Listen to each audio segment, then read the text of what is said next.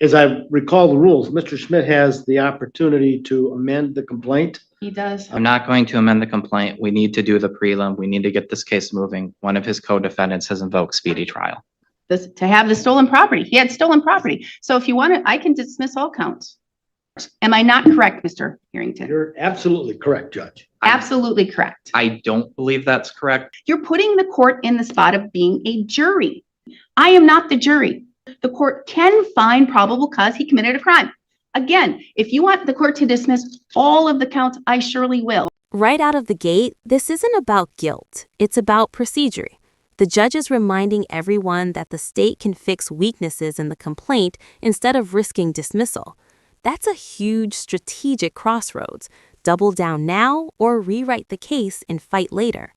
What would you do if the clock was ticking and a co-defendant demanded a speedy trial? Motion hearing, a four corners motion hearing, a criminal complaint, which is a 38-page criminal complaint in this matter. However, with regards to that, there are 1, 2, 3, 4, 5, 6, 7, 8, 9, 10, 11, 12.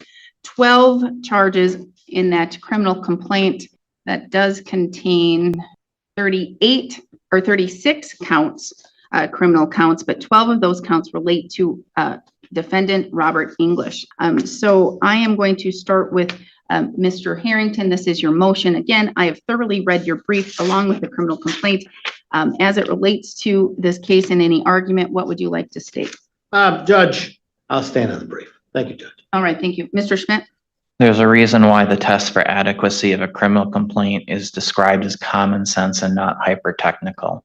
If the complaint was only one sentence long and the one sentence was 4 people who reside in Burnett County reported their house was broken into, damage was caused with the breaking in and stuff was stolen, and the stolen property from all 4 were found in Robert English's bedroom, that would be an adequate complaint. This complaint actually contains that information as well as a plethora of other information. The court has already found probable cause for all 12 accounts when it issued the arrest warrant. Thank you. All right. Again, the court has reviewed both of the briefs that have been submitted by the parties in this case. First, the court must address the issue of the arrest warrant and the argument that the court has heard that the court found probable cause when it issued the warrant, and the court did determine that a crime was probably committed and issued the arrest warrant. Second, the court has thoroughly and carefully reviewed the criminal complaint multiple times while examining both of the submitted briefs.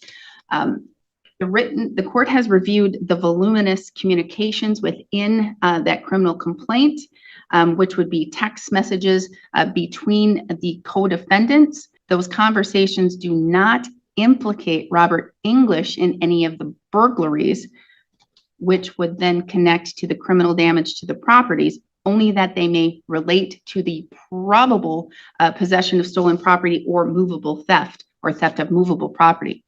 So in the court's review, I cannot find the evidence or the facts presented in the criminal complaint to connect Mr. English and the commission of the burglaries and the connection to the criminal damage to property. Could Mr. English could he have possibly known about the burglaries? Yes. Could he have possibly helped in committing those burglaries? Yes. But reviewing the criminal complaint and what's laid out in detail in that criminal complaint, it would only be speculation or conjecture because of the close connection Mr. English has to the co-defendants. One of the co-defendants is his girlfriend of a significant long period of time, and the other co-defendant is her brother.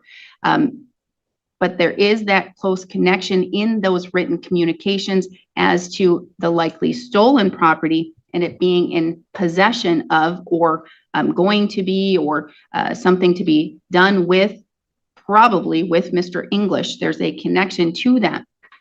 Even as stated in the criminal complaint, in reviewing and looking for the conspiracy requires a mutual understanding to achieve a shared criminal goal and to work together to carry out that criminal plan. There must be some type of either words or actions or intent by the defendant to complete that crime. in the criminal complaint, as again, it is laid out and described in specific detail, the court can't find anything that indicates a conspiracy without having mere speculation or conjecture. This is the turning point. The judge is drawing a hard legal line. Possession isn't the same as participation. In criminal law, knowing about it and helping commit it live in completely different universes. Without proof tying him to the break-ins, burglary charges start to crumble. Do you think finding stolen property in someone's bedroom should be enough to link them to the original crime? This is insufficient for the court to link the defendant to the crime of burglary or to the relation with the crime of criminal damage to property.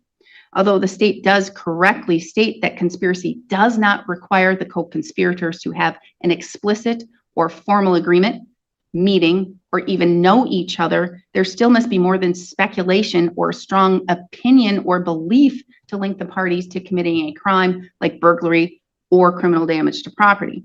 And the court's review does not provide sufficient inference to connect Robert English to those acts.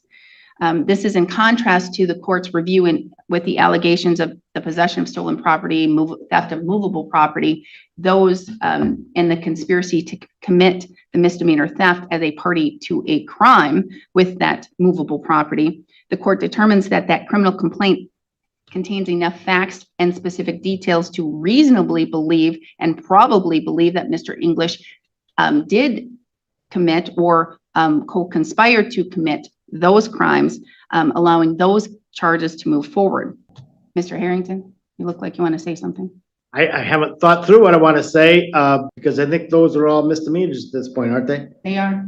I guess, as I recall the rules, Mr. Schmidt has the opportunity to amend the complaint, He does. rather than a dismissal. And, I guess I want to know how long it's going to take him to amend the complaint. And where we go from there, suggest that maybe the court set this for a status. I'm not going to amend the complaint. We need to do the prelim. We need to get this case moving. One of his co-defendants has invoked speedy trial. Fair enough. We'll set it for preliminary exam. I have time. If the court is finding that everything except 6, 15, 24, and 33, the complaint lacks that, the motion is an attack on the personal jurisdiction. I think there has to be an amended complaint. These are misdemeanors. We're not going to have a preliminary exam on misdemeanors. We would not. I thought the court dismissed the crim damages. And the burglary. So the court found probable cause to believe that Robert English was knowingly in possession of stolen property from the theft, which is an essential part of the conspiracy, but would not find the burglary and crim damage that were necessary for the theft, even though the conspiracy jury instruction says he doesn't need to know about those or be part of them. I think that's my precisely confusion. what the judge found, and I agree with That is that. exactly what I found in the review of the criminal complaint. And again, you do have the ability to amend the criminal complaint. I could find, and again, in reviewing the jury instructions for conspiracy, it requires at least a mutual understanding and a shared criminal goal to work together to carry out a criminal plan. He would need to know that the burglary was going to be in existence. And I can't find that there is any connection.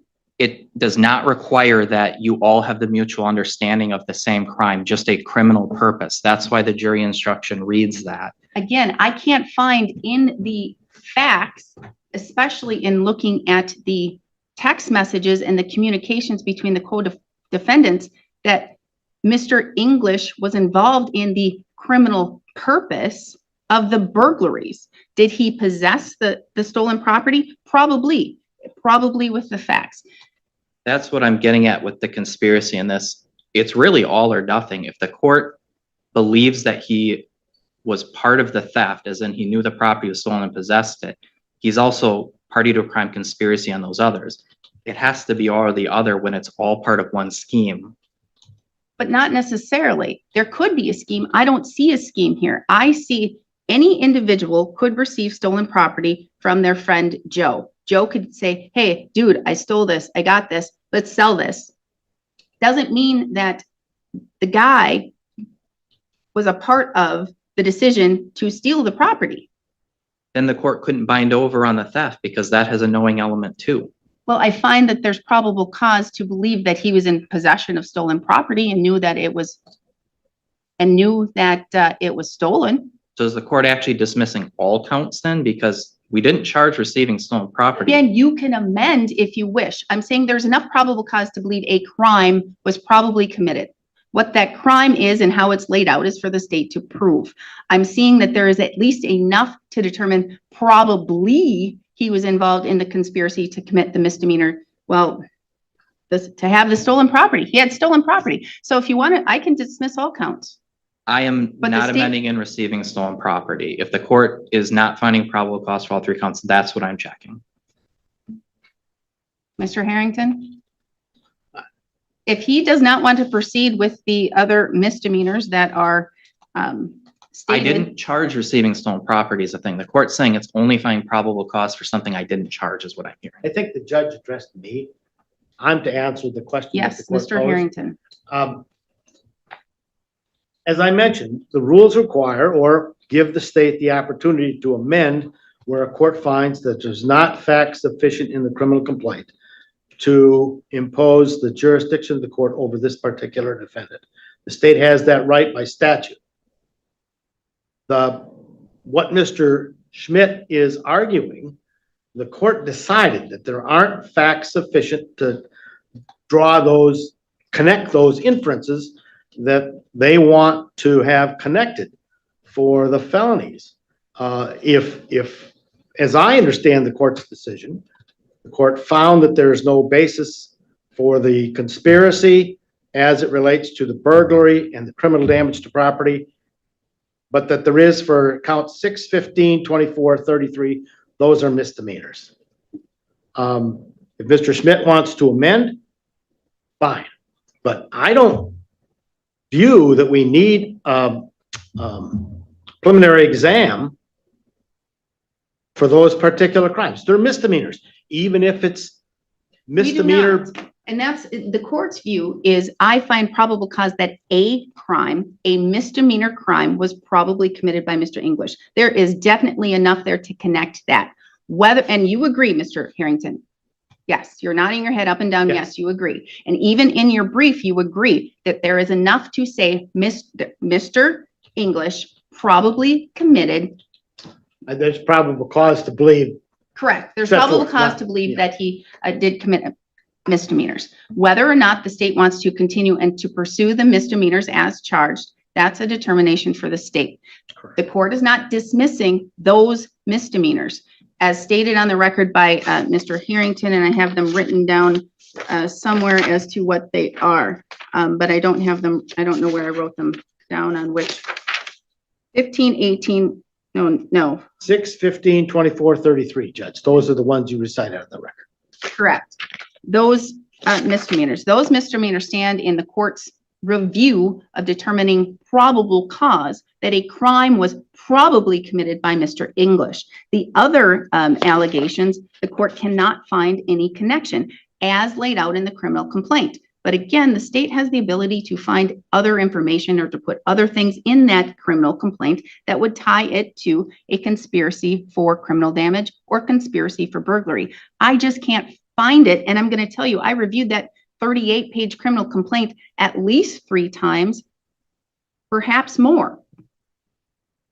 Here's the issue of confusion I'm having. I'm hearing the court saying it's finding probable cause for the counts that are misdemeanor theft, movable property, where the state's alleging that Robert English took property out of the home during No, the burglary. that is not what the court is saying. The court is saying, just like any preliminary hearing, when I have a This is not a Mr. Schmidt, it's not, but this is my example to show you. In a preliminary hearing, the court has to find probable cause to believe a felony, not the felonies that are charged by the state, because sometimes the state charges them wrong, or sometimes the state doesn't add additional felonies that they could find. In court's review of a complaint as it relates to misdemeanors, and Mr. Harrington can tell me if I'm wrong, in review of a misdemeanor criminal complaint with misdemeanor charges, the court has to determine if a misdemeanor crime was probably committed and probably committed by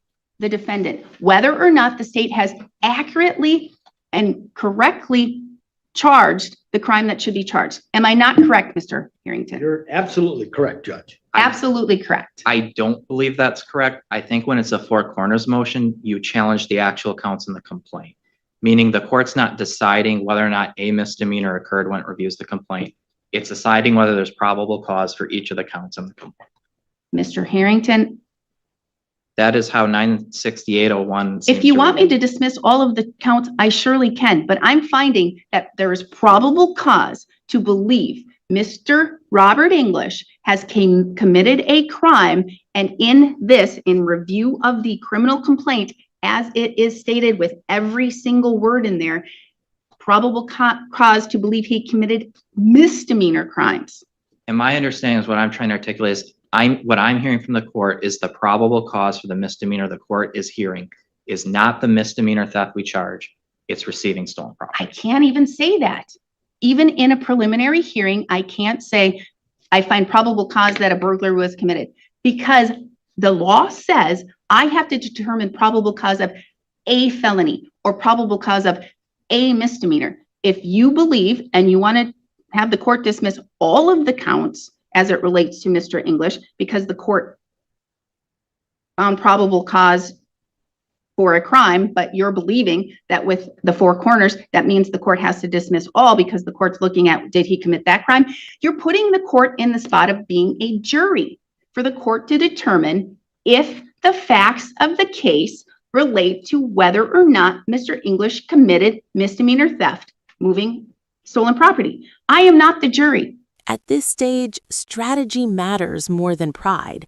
Prosecutors often pivot to charges they can prove rather than risk losing everything.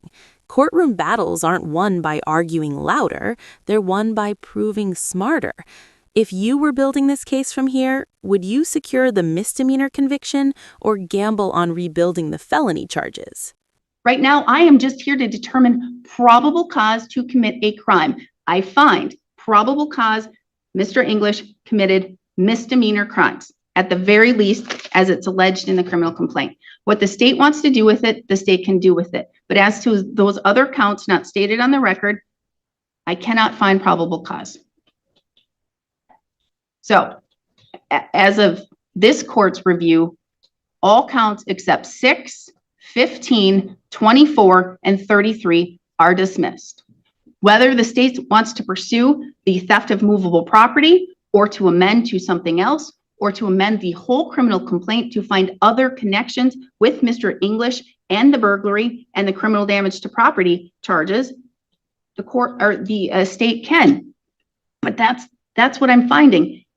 And again, I think my review and my understanding of case law, my understanding of the statutory law, I believe I'm correct. And again, I'll hear Mr. Harrington. What do you think? I agree with you, Judge.